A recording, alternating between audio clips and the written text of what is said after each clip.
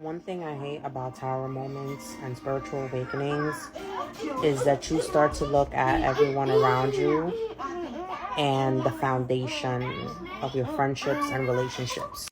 It's like you have rose colored glasses and you see how the beginning of some of these friendships, how they came about to be, and what you put up with for so long just to keep the peace. Especially if issues back then were swept under the rug just to keep the peace with someone, and people didn't really apologize or acknowledge the hurt and pain and suffering that they caused to you, and you kind of just like, oh well, let me just not bring this up to like keep the peace. You start to realize that the friendship was based on smoke and mirrors and bullshit, especially if there was no type of like closure regarding the pain and suffering that a person caused you.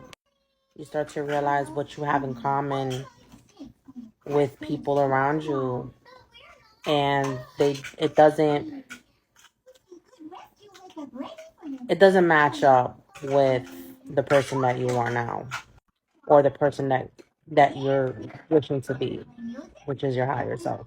You can't rebuild or start over friendships, acquaintances, whatever the case may be, if the primary issues were never worked out in the first place, if they were never spoken about, if they were never addressed. And some people, because they feel like they've known you for so long, they like overstep a boundary time and time again because they feel somewhat entitled to you.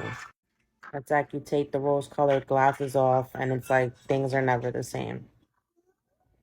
Like you're awake to the bullshit. And you can try to cover it up and do good deeds after the fact.